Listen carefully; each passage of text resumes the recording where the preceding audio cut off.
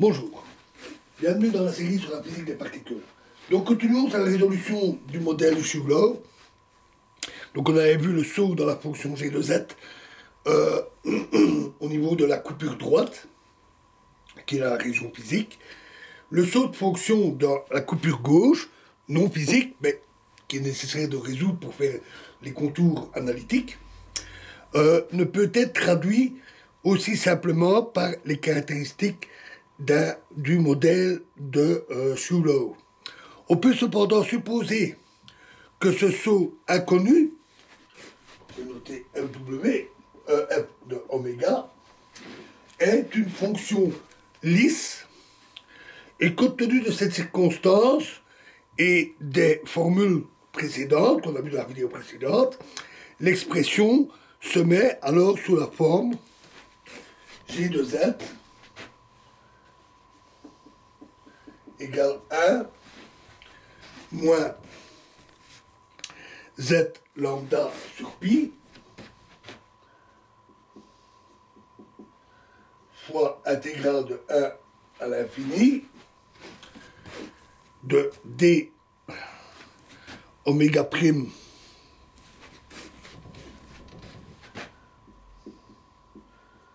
q prime cube v carré q prime carré divisé par oméga prime carré moins fois oméga prime moins z plus intégrale de 1 à l'infini de d oméga prime f de oméga prime divisé par oméga prime plus z.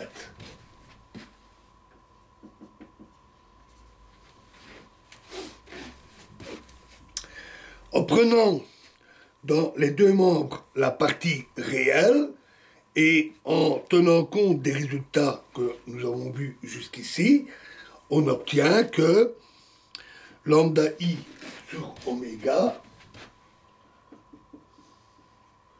fois q au cube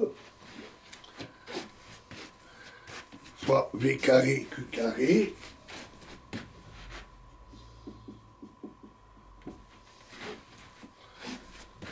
fois cotangente delta i oméga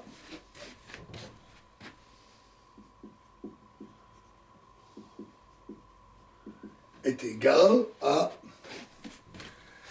1 moins lambda i oméga sur pi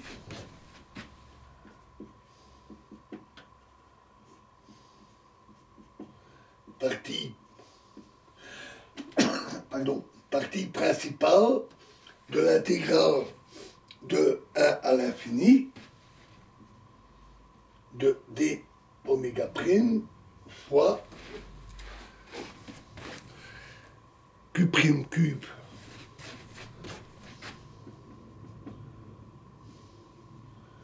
v carré q prime carré divisé par oméga prime fois oméga prime moins oméga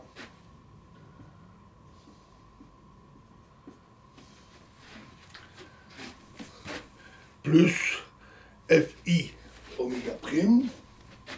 Donc ici on restaure tous les indices i, fi oméga prime sur oméga prime plus oméga.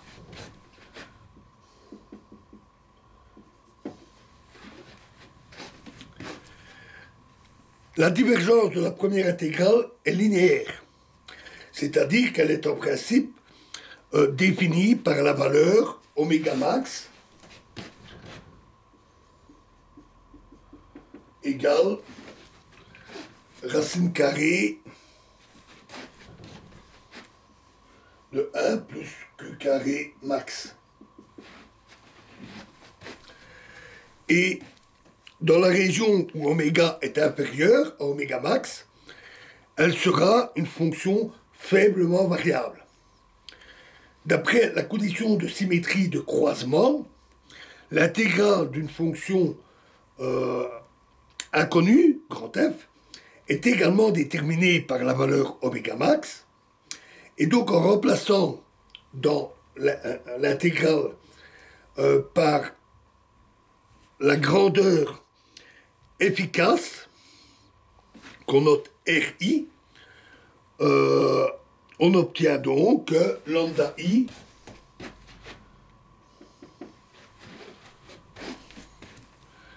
fois Q cube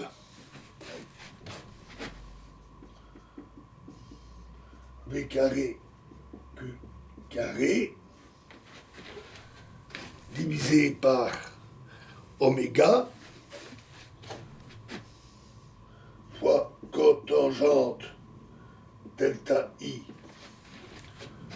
oméga est égal à 1 moins oméga RI. Le résultat final à droite est assez simple. Il est d'usage d'appeler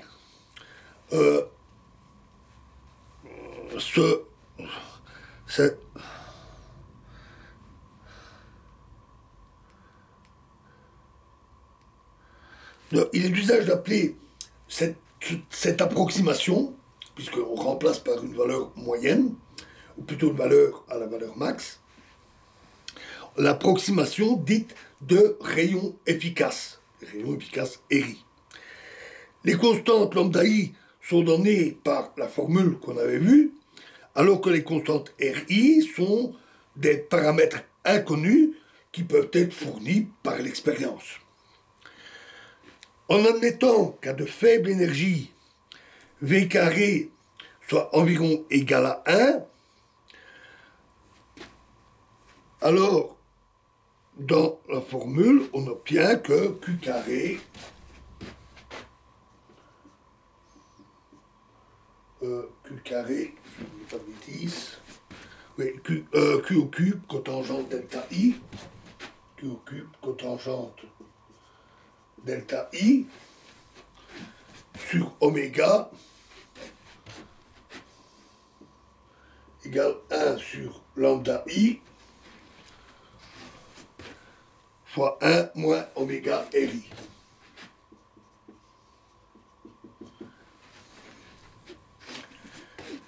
Cette expression implique que la dépendance de la fonction oméga moins 1 fois Q cube cotangente, donc ceci, la dépendance de cette fonction-ci, par rapport à oméga est linéaire.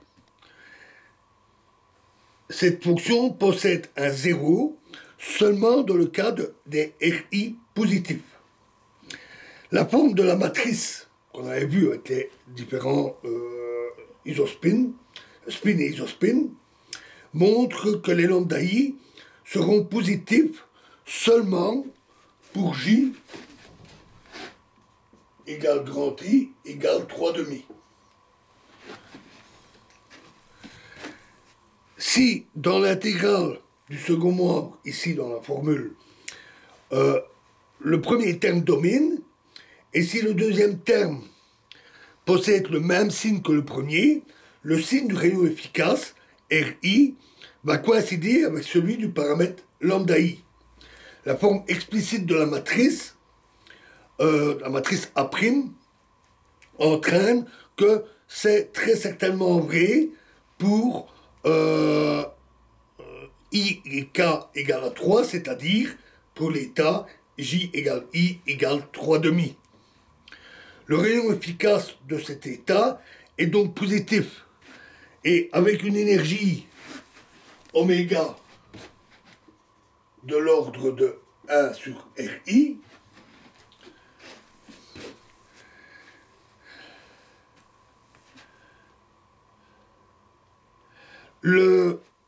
la phase delta I, ou plutôt delta 3,3 pour cet état,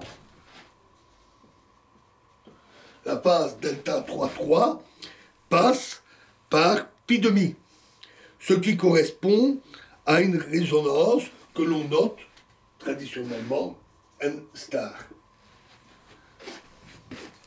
Par conséquent, l'approximation du rayon efficace conduit à la résonance πn. Et cette conclusion, les différents résultats ici, s'accordent bien avec les données expérimentales. Voilà, alors dans la prochaine vidéo, nous quittons le modèle de Schuller et nous allons aborder les relations de dispersion double. Je vous remercie.